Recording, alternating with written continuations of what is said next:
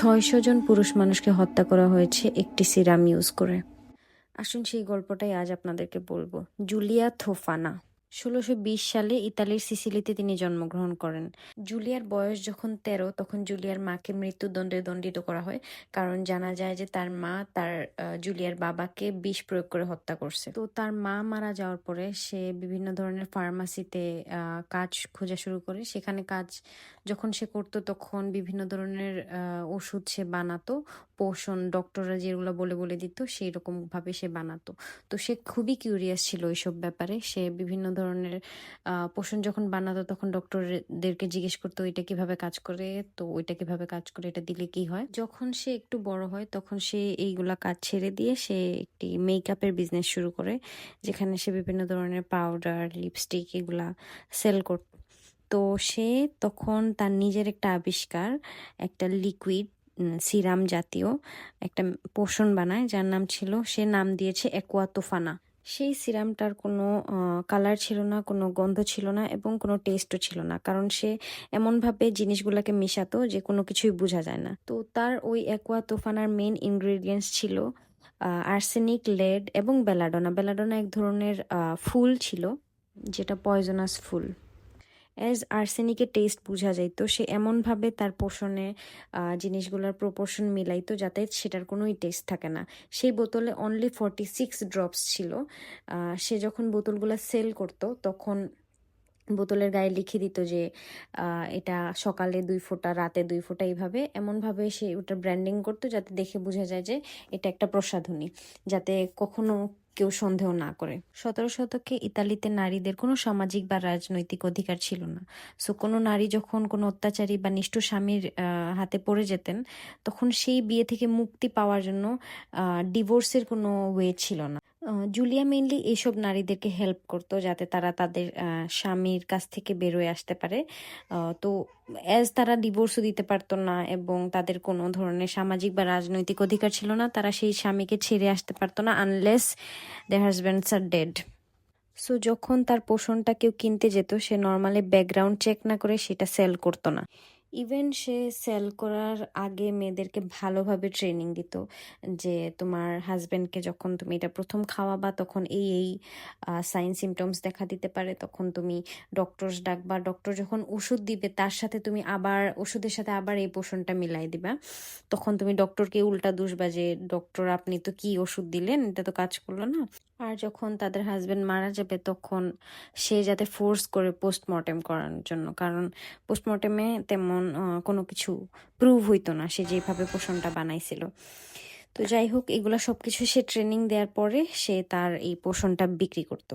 এভাবে সেল করতে করতে ইতালিতে জুলিয়ার একটা বড় গ্রুপ হয়ে গেল, কিন্তু কেউ কখনো কারো ব্যাপারে বলতো না, কারণ যদি জুলিয়াকে তারা ফাঁসাইতে যায় তারা নিজেরাও ফেসে যাবে, এজ তারা জুলিয়ার কাছ থেকে এগুলা কিনতেছিল।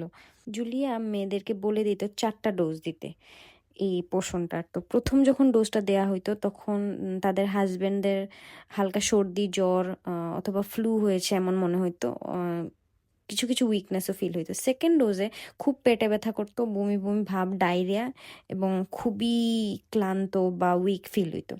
থার্ড ডোজে পুরোপুরি শয্যাশয়ী হয়ে যাইতো হাজব্যান্ড, এবং তখন ডক্টররা আসতেন কিন্তু কোনো রোগ ধরা পড়তো না। তখন ডক্টররা মনে করতেন এটা কোনো পেটের সমস্যা বা গ্যাস্ট্রিকের সমস্যা। ফোর্থ ডোজে তাদের হাজব্যান্ডদের প্রত্যেকটা অঙ্গ প্রত্যঙ্গ অকেজ হয়ে যেত অ্যান্ড সে মারা যেত। জুলিয়ার এই বিজনেসে তার মেইন হেল্পার ছিল তার মেয়ে, যার নাম ছিল জিরো লামাসপারা। এভাবে সেল করতে করতে তার বিজনেস অনেক বড় হয়ে যায়। 1650 শতকে জুলিয়া একটি মেয়ের কাছে এই পোষণটা আবার সেল করে, কারণ তার হাজব্যান্ড তাকে প্রচণ্ড মারধর করতো এবং টর্চার করতো। তো সেল করার পরে মেয়েটাকে প্রপার ট্রেনিং দেয় এবং বলে দেয় ডোজগুলা। তো রাতের বেলা মেয়েটা বাসায় যায়, স্যুপ গরম করে এবং গরম স্যুপের বাটিতে ওই পোষণটা মিশিয়ে দেয়। তার হাজব্যান্ড যখন খাইতে যায় তখন চামচটা জাস্ট মুখের কাছে নেয়, যখন স্যুপের চামচটা, তখনই তার ওয়াইফ তাকে ধাক্কা মেরে সেই স্যুপের বাটিটা ফেলে দেয়। তখন তার হাজব্যান্ডের সন্দেহ হয় যে কেন ফেলে দিল। তাকে আটকে রেখে ঘরের ভিতরে প্রচণ্ড মারধর করে, এমন মারধর করে তাকে almost like almost she is dead এরকম করে ফেলে।